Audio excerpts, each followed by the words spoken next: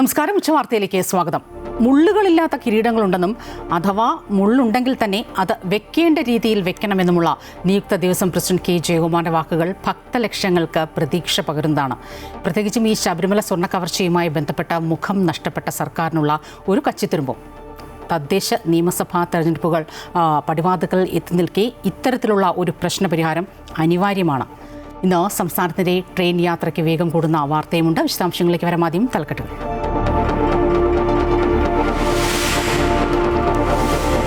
മുൻ chief secretary K Jayakumar Thiruvithamkoor Devaswom board തലപ്പത്തേക്ക്. തീരുമാനം ദേവസ്വം മന്ത്രി അറിയിച്ചുവെന്നും ഉത്തരവ് തിങ്കളാഴ്ച പ്രതീക്ഷിക്കുന്നുവെന്നും കെ ജയകുമാർ. മുൻഗണന സുഗമമായ മണ്ഡല തീർത്ഥാടന കാലത്തിന്. സർക്കാർ തീരുമാനം. ശബരിമല സ്വർണ്ണക്കൊള്ളയിൽ പ്രതിരോധത്തിലായ സാഹചര്യത്തിൽ IAS ഉദ്യോഗസ്ഥരുടെ നിയമനം പുതിയ കാര്യമല്ലെന്ന് മന്ത്രി VN വാസവൻ. ആശംസകൾ നേർന്ന് PS പ്രശാന്ത്.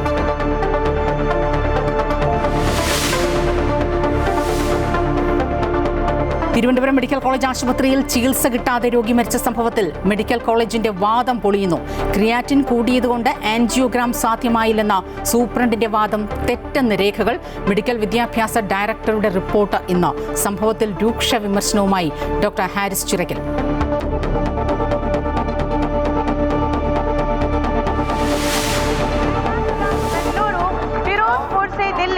और लखनऊ से सहारन वंदे भारत एक्सप्रेस ट्रेन सेवाओं का एक साथ शुभारंभ किया गया है। आइए जोरदार तालियों के माध्यम से इन सौभाग्यशाली क्षणों का स्वागत अभिनंदन करें। भारत. കേരളത്തിന് മൂന്നാം വന്ദേ ഭാരത് പ്രധാനമന്ത്രി ഓൺലൈനായി ഫ്ളാഗ് ഓഫ് ചെയ്തു. വന്ദേ ഭാരത് സർവീസ് നടത്തുക എറണാകുളം ബംഗളൂരു റൂട്ടിൽ. ദിവസേനയുള്ള സർവീസ് ആരംഭിക്കുക 2 ആഴ്ചയ്ക്ക് ശേഷം. ബുക്കിംഗ് തുടങ്ങി. ആദ്യയാത്രയിൽ RSS ഗണഗീതം ആലപിച്ചത് വിവാദമായതോടെ സമൂഹമാധ്യമ പോസ്റ്റ് നീക്കം ചെയ്ത് റെയിൽവേ.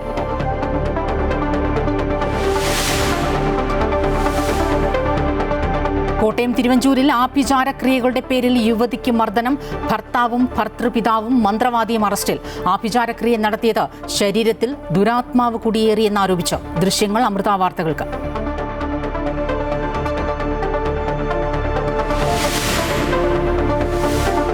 മാലിയിൽ 5 ഇന്ത്യക്കാരെ തട്ടിക്കൊണ്ടുപോയി. പിന്നിൽ ISI അൽ ഖ്വയ്ദ ബന്ധമുള്ള സംഘടനയെന്ന് സൂചന. തട്ടിക്കൊണ്ടുപോയത് ഗ്രാമീണ മേഖലയിൽ ജോലി ചെയ്തവരെ. മറ്റ് ഇന്ത്യക്കാർ സുരക്ഷിതരെന്ന് അധികൃതർ. ജമ്മുകശ്മീരിലെ കുപ്വാര ജില്ലയിൽ 2 ഭീകരരെ സുരക്ഷാസേന വധിച്ചു.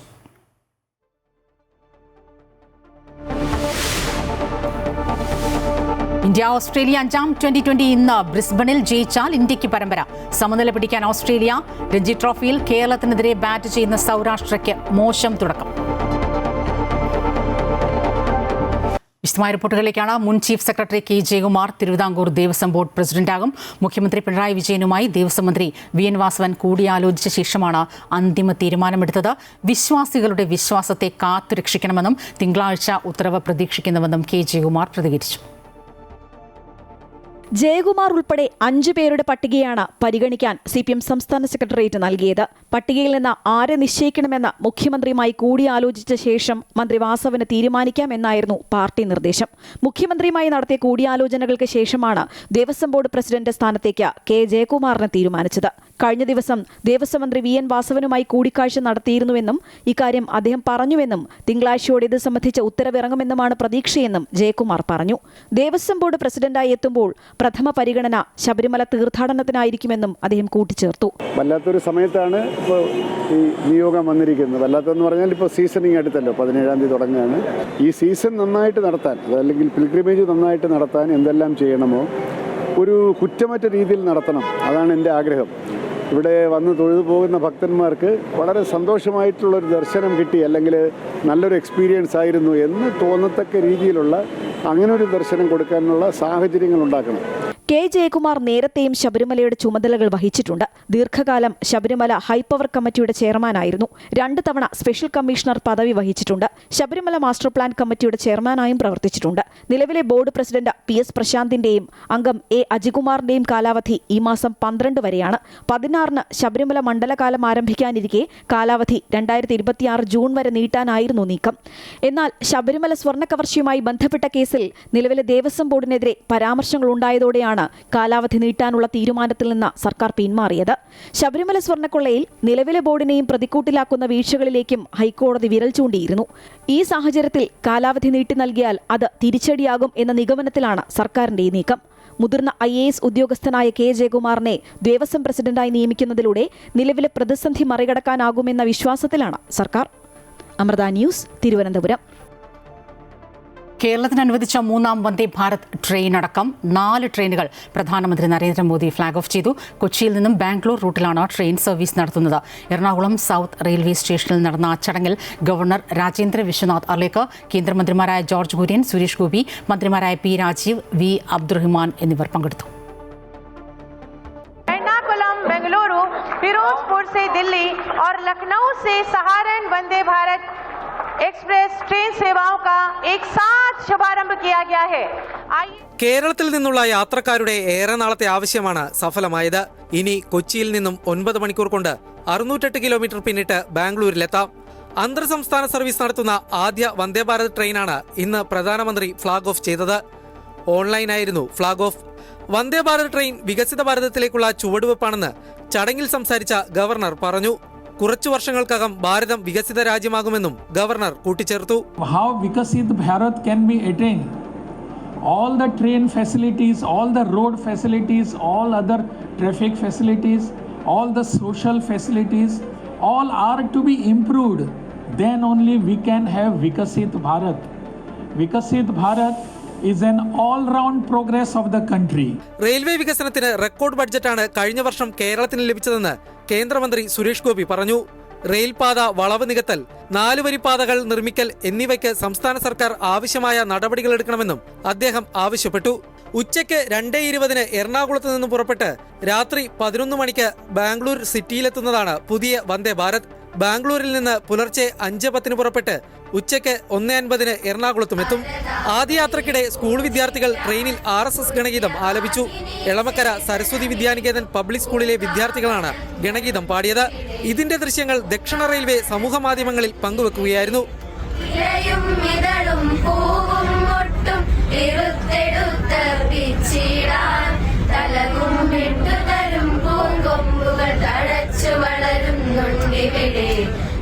അമൃത ന്യൂസ്, കൊച്ചി. ശബരി റെയിൽപാതയ്ക്ക് വേണ്ടിയുള്ള 50% ഭൂമിയും ഏറ്റെടുത്തതാണെന്നും ബാക്കി ഭൂമി ഏറ്റെടുക്കൽ മരവിപ്പിച്ചിരിക്കുകയാണെന്നും മന്ത്രി അബ്ദുറഹിമാൻ. മരവിപ്പിച്ച നടപടികൾ മാറ്റിയാൽ മാത്രമേ കൂടുതൽ ഭൂമി ഏറ്റെടുക്കാൻ കഴിയൂവെന്നും മന്ത്രി കൊച്ചിയിൽ പ്രതികരിച്ചു. ശബരി പാതയുടെ 50% നമ്മൾ എടുക്കാമെന്ന് പറഞ്ഞതാണ്. അവിടെ നിലവിലുള്ള പാത ഫ്രീസ് ചെയ്തിരിക്കുകയാണ്. ആ ഒരു വർക്ക് ഫ്രീസ് ചെയ്തിരിക്കുകയാണ്. ആ പാതയുടെ വർക്ക് ഡീഫ്രീസ് ചെയ്താൽ മാത്രമേ നമുക്ക് അതിൽ സ്ഥലമെടുക്കാൻ, പണം മുടക്കാൻ കഴിയുകയുള്ളൂ.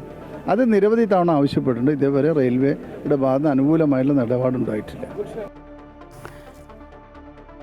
കോട്ടയം തിരുവഞ്ചൂരിൽ യുവതിയെ കെട്ടിയിട്ട് ആഭിചാരം നടത്തിയതിന്റെ ദൃശ്യങ്ങൾ അമൃത വാർത്തകൾക്ക് ലഭിച്ചു. യുവതിയുടെ ഭർത്തൃ സഹോദരിയാണ് ദൃശ്യങ്ങൾ പകർത്തിയത്. ഈ മാസം 2 നടന്ന സംഭവത്തിൽ യുവതിയുടെ ഭർത്താവും ഭർത്തൃപിതാവും അടക്കം 3 പേരെ പോലീസ് ഇന്നലെ അറസ്റ്റ് ചെയ്തിരുന്നു. ഭർത്തൃമാതാവ് ഒളിവിലാണ്. കോട്ടയം SH മൗണ്ട് സ്വദേശിനിയായ 24-കാരിക്കാണ് ഭർത്താവിന്റെ വീട്ടിൽ വെച്ച് ആഭിചാരത്തിന്റെ പേരിൽ ശാരീരിക ഉപദ്രവം നേരിടേണ്ടി വന്നത്. യുവതിയുടെ ദേഹത്ത് അമ്മയുടെ സഹോദരിയുടെ ആത്മാവ് കുടിയേറി എന്നാരോപിച്ചാണ് ആഭിചാരം നടത്തിയത്. ഈ മാസം 2-നായിരുന്നു സംഭവം. രാവിലെ 11 മണി മുതൽ രാത്രി 9 മണി വരെയാണ് ആഭിചാരക്രിയകൾ നടത്തിയത്. ഇതിനിടെ യുവതിയെ ബലമായി മദ്യം കുടിപ്പിക്കുകയും ബീഡി വലിപ്പിക്കുകയും ഭസ്മം കഴിപ്പിക്കുകയും ചെയ്തു. യുവതിയുടെ ശരീരത്തിൽ പൊള്ളലുമേൽപ്പിച്ചു. ആഭിചാരക്രിയകൾക്കിടെ യുവതിയുടെ കാലുകൾ പട്ടുപയോഗിച്ച് ബന്ധിക്കുകയും മുടിയിൽ ആണികൂട്ടി ചുറ്റിപ്പിടിക്കുകയും ഒടുവിൽ മുടിയുടെ അറ്റം മുറിക്കുകയും ചെയ്തു. ഇതേ തുടർന്ന് യുവതിയുടെ മാനസിക നില തകരാറിലായി. വിവരമറിഞ്ഞ് യുവതിയുടെ പിതാവാണ് മണ്ണർകാട് പോലീസിൽ പരാതി നൽകിയത്.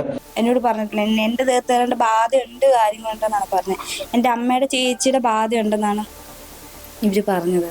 ഇവരെന്നെ കൊണ്ട് കള്ള് കുടിപ്പിച്ചെന്ന് ഇവർ പറഞ്ഞു, മദ്യപിച്ച് ബീഡി വലിപ്പിച്ചെന്ന് പറഞ്ഞു. ഇവരൊക്കെ അങ്ങനെയാണ് പറഞ്ഞത്. എനിക്ക് ആ സമയത്ത് ആ പട്ട് കെട്ടിക്കഴിഞ്ഞപ്പോൾ എന്താ ശരീരത്തിൽ എന്തോ പോലെ തോന്നി കഴിഞ്ഞപ്പം എനിക്ക് എന്നെ സംഭവിച്ചെന്ന് എനിക്ക് പിന്നെ അറിയത്തില്ല. കേസിൽ യുവതിയുടെ ഭർത്താവ് കോട്ടയം തിരുവഞ്ചൂർ സ്വദേശി അഖിൽ ദാസ്, ഇയാളുടെ പിതാവ് ദാസ്, ആഭിചാരക്രിയയ്ക്ക് നേതൃത്വം നൽകിയ പത്തനംതിട്ട സ്വദേശി ശിവദാസ് എന്നിവരെ പോലീസ് അറസ്റ്റ് ചെയ്തു. ഇവരെ കോടതിയിൽ ഹാജരാക്കി. അഖിലിന്റെ സഹോദരി ആഭിചാരക്രിയകളുടെ ദൃശ്യങ്ങൾ ഫോണിൽ പകർത്തിയിരുന്നു. ഫോണിൽ നിന്നും ഡിലീറ്റ് ചെയ്ത ദൃശ്യങ്ങൾ പോലീസ് വീണ്ടെടുത്തു. അഖിൽദാസിന്റെ അമ്മയെയും കേസിൽ പ്രതി ചേർത്തിട്ടുണ്ടെങ്കിലും ഇവർ ഒളിവിലാണ്. അതേസമയം യുവതിയും അഖിലും തമ്മിൽ നിയമപരമായി വിവാഹം നടന്നിട്ടില്ല. അമൃത ന്യൂസ്, കോട്ടയം. പശ്ചിമാഫ്രിക്കൻ രാജ്യമായ മാലിയിൽ 5 ഇന്ത്യക്കാരെ തട്ടിക്കൊണ്ടുപോയതായി സ്ഥിരീകരിച്ച സുരക്ഷാ ഉദ്യോഗസ്ഥർ. തട്ടിക്കൊണ്ടുപോകലിന് പിന്നിൽ മാലിയിൽ പ്രവർത്തിക്കുന്ന ISI അൽ-ഖ്വയ്ദ ബന്ധമുള്ള സംഘടനയെന്നാണ് സൂചന. ഗ്രാമീണ മേഖലയിൽ വൈദ്യുതീകരണ മേഖലയിൽ പ്രവർത്തിച്ചിരുന്നവരെയാണ് തട്ടിക്കൊണ്ടുപോയത്. ഈ സാഹചര്യത്തിൽ മറ്റ് ഇന്ത്യൻ ജീവനക്കാരെ സുരക്ഷിതമായ സ്ഥലത്തേക്ക് മാറ്റിയിട്ടുണ്ടെന്ന് അധികൃതർ അറിയിച്ചു.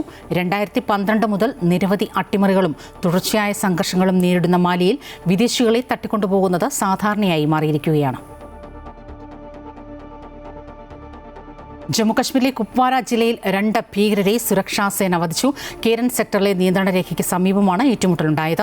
നുഴഞ്ഞു കയറാൻ ശ്രമം നടക്കുന്നുവെന്ന രഹസ്യ വിവരത്തെ തുടർന്നാണ് സൈന്യവും അർദ്ധസൈനിക വിഭാഗങ്ങളും സംയുക്ത ഓപ്പറേഷൻ ആരംഭിച്ചത്. ഏറ്റുമുട്ടൽ മണിക്കൂറുകളോളം നീണ്ടു. പ്രദേശത്ത് ഇപ്പോഴും തിരച്ചിൽ തുടരുകയാണ്. തൃശൂർ കുതിരാനിൽ ഒറ്റയാനെ തുരത്താനുള്ള ആദ്യഘട്ട ദൗത്യത്തിന് തുടക്കമായി. ഒറ്റയാനെത്തുന്ന ജനവാസ മേഖലകളിൽ കുങ്കിയാനകളെ ഇറക്കിയിട്ടുണ്ട്. ഇന്നലെ പുലർച്ചെ വയനാട്ടിൽ നിന്നാണ് വിക്രം, ഭരത് എന്നീ 2 ആനകളെ കൊണ്ടുവന്നത്. പഴയ കുതിരാൻ പാതയ്ക്ക് സമീപത്താണ് ഇപ്പോൾ ദൗത്യസംഘം പരിശോധന നടത്തുന്നത്. പ്രദേശത്ത് 2 ആഴ്ചയായി കാട്ടാന ഭീതി പരത്തുകയാണ്. മതപ്പാടിലായതിനാൽ ആനയെ തുരത്തുക ദുഷ്കരമാണ്. ഒറ്റയാനയെ കണ്ടെത്താനായി വനത്തിനുള്ളിലും കുങ്കിയാനകൾ ഉപയോഗിച്ച് പരിശോധന നടത്തും. പകൽ സമയത്ത് ഉചിതമായ സ്ഥലത്ത് കണ്ടെത്തിയാൽ മാത്രമേ തുരത്താനുള്ള നടപടികളിലേക്ക് വനംവകുപ്പ് കടക്കൂ. ഡ്രോൺ ഉപയോഗിച്ചുള്ള പരിശോധനയും തുടരുകയാണ്. കഴിഞ്ഞ ദിവസം കാട്ടാനാക്രമണത്തിൽ ഒരു വാച്ചർക്ക് പരിക്കേറ്റിരുന്നു. പട്രോളിങ്ങിനെത്തിയ വനംവകുപ്പിന്റെ ഒരു ജീപ്പും ആന തകർത്തു. സ്ഥലം സന്ദർശിച്ച വനം മന്ത്രി AK ശശീന്ദ്രൻ അടിയന്തര നടപടി ഉണ്ടാകുമെന്ന് ഉറപ്പ് നൽകിയിരുന്നു. ഇതിന് പിന്നാലെയാണ് വയനാട്ടിൽ നിന്ന് കുങ്കിയാനകളെ എത്തിച്ച് പരിശോധന നടത്തുന്നത്. അമൃത ന്യൂസ്, തൃശൂർ. കൊച്ചി ഇടപ്പള്ളിയിൽ വാഹനാപകടത്തിൽ 2 പേർ മരിച്ചു. ആലപ്പുഴ സ്വദേശികളായ ഹാറൂൺ ഷാജി, മുനീർ എന്നിവരാണ് മരിച്ചത്. ഇന്ന് പുലർച്ചെയായിരുന്നു അപകടം. 4 പേർ സഞ്ചരിച്ച കാർ നിയന്ത്രണം വിട്ട് മെട്രോ പില്ലറിലിടിക്കുകയായിരുന്നു. ഗുരുതരമായി പരിക്കേറ്റ 2 പേർ സ്വകാര്യ ആശുപത്രിയിൽ ചികിത്സയിലാണ്.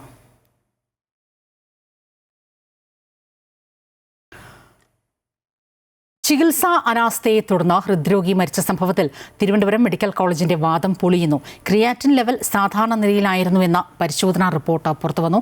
ക്രിയാറ്റിൻ കൂടിയതുകൊണ്ടാണ് ആൻജിയോഗ്രാം ചെയ്യാത്തത് എന്നായിരുന്നു മെഡിക്കൽ കോളേജ് സൂപ്രണ്ടിന്റെ വാദം. സംഭവത്തിൽ മെഡിക്കൽ വിദ്യാഭ്യാസ ഡയറക്ടർ ആരോഗ്യമന്ത്രിക്ക് തിങ്കളാഴ്ച റിപ്പോർട്ട് സമർപ്പിക്കും. മരിച്ച വേണുവിന്റെ ക്രിയാറ്റിൻ ലെവൽ കൂടുതലായിരുന്നു എന്ന ആശുപത്രി അധികൃതരുടെ വാദം തെറ്റാണെന്ന് തെളിയിക്കുന്ന രേഖയാണ് പുറത്തു വന്നത്. വേണുവിന്റെ ക്രിയാറ്റിൻ ലെവൽ സാധാരണ നിലയിലായിരുന്നു. ക്രിയാറ്റിൻ കൂടിയതുകൊണ്ട് ആൻജിയോഗ്രാം സാധ്യമാകുന്നില്ല എന്നായിരുന്നു ആശുപത്രി അധികൃതർ പറഞ്ഞിരുന്നത്. എന്നാൽ നവംബർ 2, 3 തീയതികളിൽ നടത്തിയ രക്തപരിശോധനയിൽ ക്രിയാറ്റിൻ ലെവൽ അപകടകരമായ നിലയിലല്ല. കഴിഞ്ഞ ബുധനാഴ്ചയാണ് തിരുവനന്തപുരം മെഡിക്കൽ കോളേജ് ആശുപത്രിയിൽ ചികിത്സയിലിരിക്കെ കൊല്ലം പന്മന സ്വദേശി വേണു മരിച്ചത്. അടിയന്തര ആൻജിയോഗ്രാം നടത്തേണ്ട വേണുവിന് 5 ദിവസം ചികിത്സ നിഷേധിച്ചു എന്നാണ് കുടുംബത്തിന്റെ പരാതി. മുഖ്യമന്ത്രിക്കും ആരോഗ്യമന്ത്രിക്കും പരാതി ലഭിച്ചതിന്റെ അടിസ്ഥാനത്തിൽ അന്വേഷിച്ച് റിപ്പോർട്ട് സമർപ്പിക്കാൻ ആരോഗ്യമന്ത്രി നിർദ്ദേശിച്ചിരുന്നു. മെഡിക്കൽ വിദ്യാഭ്യാസ ഡയറക്ടർ തിങ്കളാഴ്ച ആരോഗ്യമന്ത്രിക്ക് അന്വേഷണ റിപ്പോർട്ട് സമർപ്പിക്കും. റിപ്പോർട്ടിന്റെ അടിസ്ഥാനത്തിലായിരിക്കും തുടർ നടപടികൾ സ്വീകരിക്കുക. അമൃത ന്യൂസ്, തിരുവനന്തപുരം. തിരുവനന്തപുരം മെഡിക്കൽ കോളേജിൽ കൊല്ലം പന്മന സ്വദേശി വേണു മരിച്ച സംഭവത്തിൽ വിമർശനവുമായി ഡോക്ടർ ഹാരിസ് ചിറക്കൽ. നാടെങ്ങും മെഡിക്കൽ കോളേജുകൾ ഉണ്ടായിട്ട് കാര്യമില്ല. ജില്ലാ ആശുപത്രിയിൽ സൂപ്പർ സ്പെഷ്യാലിറ്റി ചികിത്സകൾ ഒരുക്കണമെന്ന് ഡോക്ടർ ഹാരിസ് പറഞ്ഞു. ആധുനിക സംസ്കാരത്തിൽ എങ്ങനെ ഒരാളെ തറയിൽ കിടത്തി ചികിത്സിക്കാൻ കഴിയുമെന്നും ഡോക്ടർ ചോദിച്ചു. നിരവധി പേരാണ് തിരുവനന്തപുരം മെഡിക്കൽ കോളേജിൽ എത്തുന്നത്. അത്രയും പേരെ ഉൾക്കൊള്ളാനുള്ള സൗകര്യം അവിടെയില്ല എന്നും ഡോക്ടർ ഹാരിസ് ചിറക്കൽ പറഞ്ഞു. വെറും 9 ഡോക്ടർമാരാണ് 4 യൂണിറ്റ് റൺ ചെയ്തത്. ഒരു ദിവസം 1000 പേഷ്യൻസിനെ നോക്കണമെന്നൊക്കെ, കൂടാതെ എമർജൻസി, കൂടാതെ മറ്റു ഡിപ്പാർട്ട്മെന്റിൽ വരുന്ന ഹാർട്ടിന്റെ ഒരു പ്രതിരോധം, ഇങ്ങനെ ഇത്രയും വിപുലമായൊരു രോഗിയിലെ ഒരു വിശാലമായിട്ടൊരു രോഗികളുടെ എണ്ണമാണ് ആ മെഡിക്കൽ കോളേജിൽ ഉള്ളത്. അപ്പൊ അത്രയും പേരെ നമ്മൾ കാറ്റർ ചെയ്യാനുള്ള സംവിധാനം ഇല്ല. അപ്പൊ ഞാൻ ഒറ്റ കാര്യം സൂചിപ്പിക്കണം.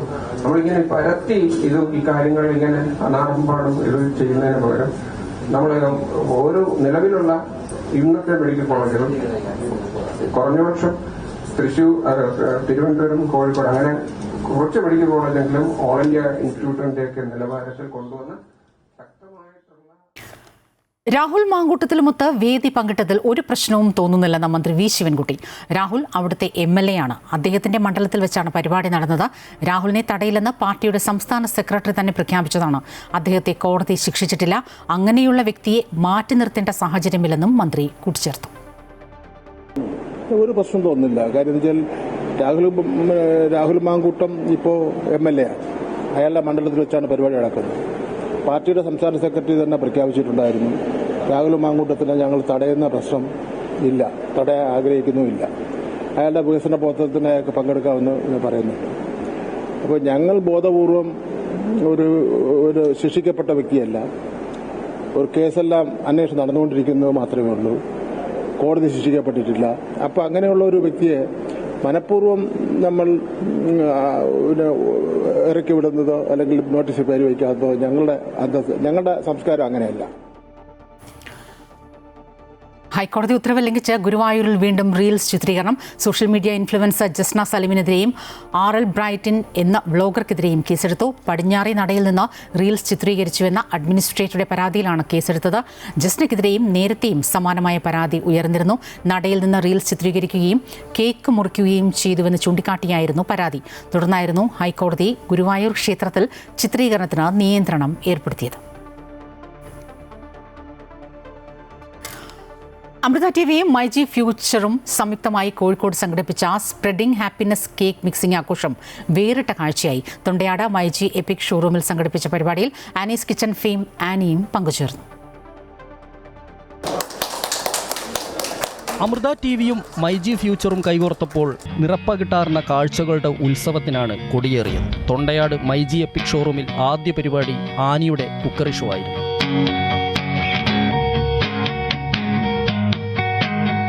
മൈജി MD AK ഷാജിയും ഭാര്യ ഹാജറയും ആനീസ് കിച്ചൺ ഫെയിം ആനിയും പ്രമുഖ ആങ്കർ പാർവതി ബാബുവും പങ്കെടുത്ത കേക്ക് മിക്സിംഗ് കാഴ്ചക്കാരിൽ ആവേശം നൽകി.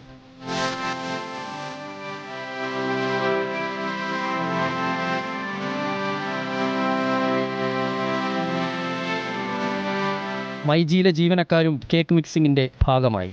മൈജിയുടെയും ഷാജിയുടെയും വളർച്ച മാതൃകാപരമെന്ന് ആനി. മൈജിയെക്കുറിച്ച് ഞാൻ പറയാൻ ആരുമല്ല, പക്ഷേ അദ്ദേഹത്തിൻ്റെ ഒരു ഹാർഡ് വർക്ക്, അല്ലെങ്കിൽ അദ്ദേഹം ഇവിടെ സംസാരിച്ച ഓരോ വാക്കിലും ഉണ്ട് ഓരോ മോട്ടിവേഷൻ. ഇപ്പം നമുക്കാണെങ്കിലും അദ്ദേഹം പറയുന്ന ഒരൊറ്റ വാക്ക് തന്നെ മതിയല്ലേ. നമുക്കൊരു എയിം ഉണ്ട് എന്നുണ്ടെങ്കിൽ നമ്മൾ അവിടേക്ക് എത്താൻ ശ്രമിക്കുക, അല്ലെങ്കിൽ എത്തിപ്പെടട്ടെ എന്നൊരു വാക്കല്ല അദ്ദേഹം പറയാം.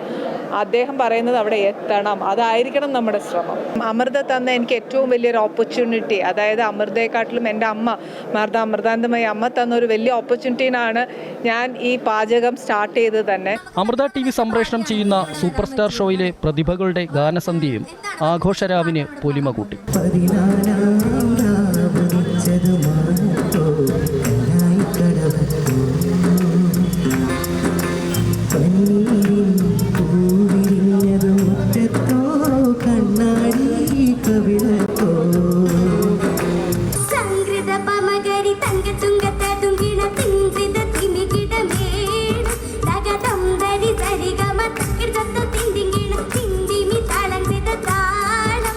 അമൃത ന്യൂസ്, കോഴിക്കോട്.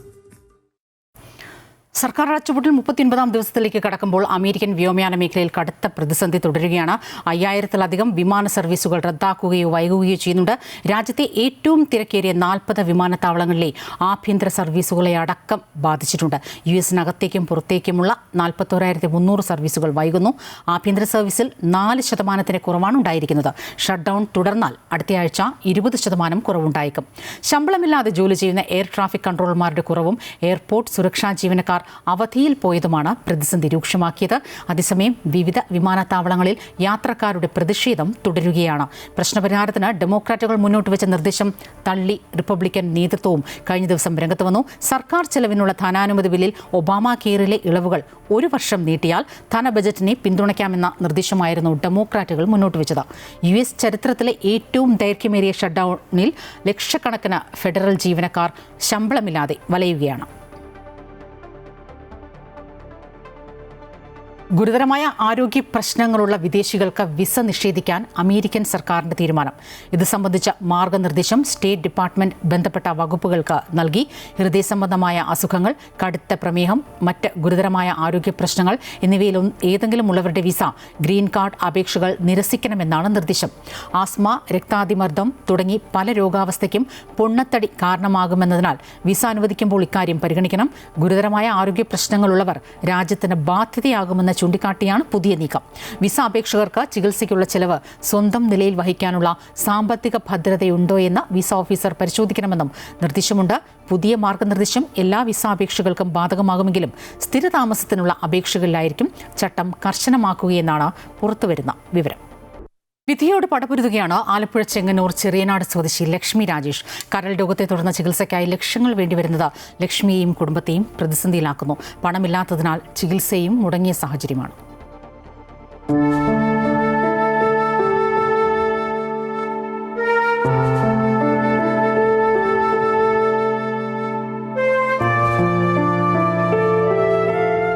ഇതാണ് ലക്ഷ്മി. വിധി കരൾ രോഗത്തിന്റെ രൂപത്തിൽ വില്ലനായി എത്തിയപ്പോൾ ചികിത്സയ്ക്ക് പണമില്ലാതെ ജീവിതം വഴിമുട്ടിയ ഒരു സാധാരണ കുടുംബത്തിലെ വീട്ടമ്മ. കരൾ മാറ്റിവെക്കൽ ശസ്ത്രക്രിയ അല്ലാതെ മറ്റു മാർഗങ്ങളൊന്നുമില്ലെന്ന് ഡോക്ടർമാർ വിധിയെഴുതിയതോടെ ചികിത്സാ ചെലവിന് ലക്ഷങ്ങൾ വേണ്ടിവരുമെന്നത് പ്രതിസന്ധിയിലാക്കിയിരിക്കുകയാണ് ഈ കുടുംബത്തെ. 1 വർഷം മുൻപ് കഠിനമായ വയറുവേദനയും ഛർദിയെയും തുടർന്ന് ചികിത്സ തേടിയപ്പോഴാണ് തനിക്ക് കരൾ രോഗം പിടിപെട്ടെന്ന സത്യം ലക്ഷ്മി തിരിച്ചറിയുന്നത്. ലിവറിന് ട്യൂമറാണ്.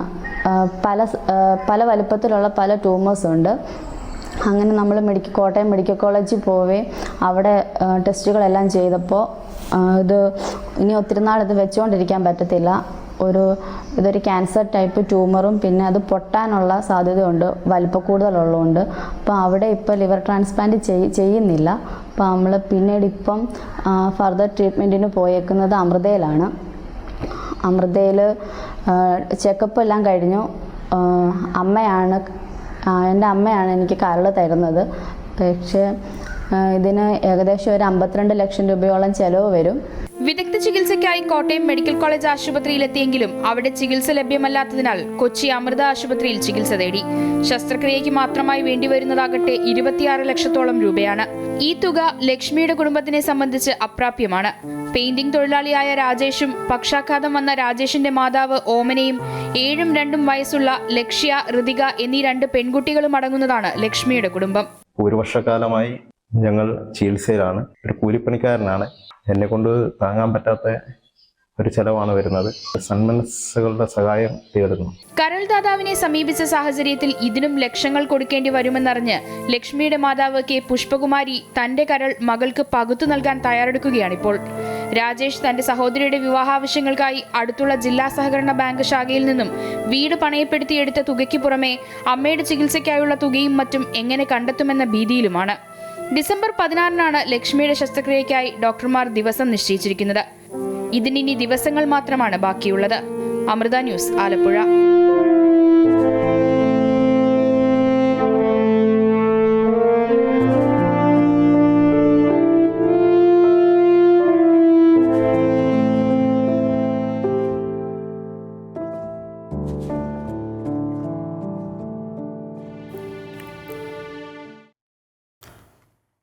SIR തെരഞ്ഞെടുപ്പ് കമ്മീഷൻ വിളിച്ച യോഗത്തിൽ എതിർപ്പറിയിച്ച് LDF-ഉം UDF-ഉം. SIR നടപ്പിലാക്കാൻ തെരഞ്ഞെടുത്ത സമയം അപ്രായോഗികമെന്ന CPM M. വിജയകുമാറാണ് എതിർപ്പ് അറിയിച്ചത്. CPI-യിൽ നിന്ന് സത്യൻ മൊഗേരിയും എതിർപ്പറിയിച്ചു. അടിമുടി ആശയക്കുഴപ്പമെന്നാണ് UDF യോഗത്തിൽ പറഞ്ഞത്. ഇന്നു മുതൽ ഓൺലൈൻ വഴിയുള്ള സബ്മിഷനും തുടങ്ങിയിട്ടുണ്ട്. 36 ലക്ഷത്തോളം എന്യൂമറേഷൻ ഫോം ഇതുവരെ വിതരണം ചെയ്തു. ഈ മാസം തന്നെ എല്ലാവർക്കും ഫോം നൽകാൻ ശ്രമിക്കുമെന്നും കരട് വോട്ടർ പട്ടിക പ്രസിദ്ധീകരണം ഡിസംബർ 9-നും അന്തിമ വോട്ടർ പട്ടിക ഫെബ്രുവരി 7-നും പുറത്തിറങ്ങുമെന്ന് മുഖ്യ തെരഞ്ഞെടുപ്പ് ഓഫീസർ അറിയിച്ചു. 2 ദിവസത്തെ UAE സന്ദർശനത്തിനായി മുഖ്യമന്ത്രി പിണറായി വിജയൻ അബുദാബിയിലെത്തി. ഇന്ത്യൻ അംബാസിഡർ ദീപക് മിത്തൽ, ലോക കേരള സഭാംഗങ്ങൾ തുടങ്ങിയവർ മുഖ്യമന്ത്രിയെ സ്വീകരിച്ചു.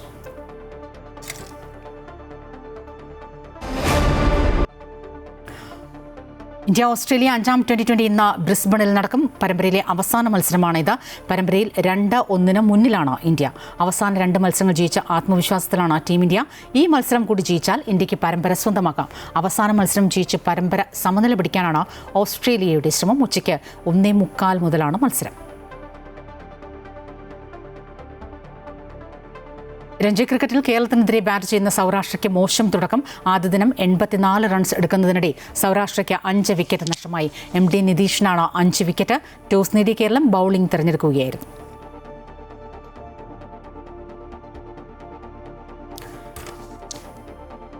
റിപ്പോർട്ടോടെ ഉച്ചവാർത്ത പൂർത്തിയാകുന്നു. കൂടുതൽ വാർത്തകൾ അമൃത ന്യൂസ് യൂട്യൂബ് ചാനൽ തുടരും. നമസ്കാരം.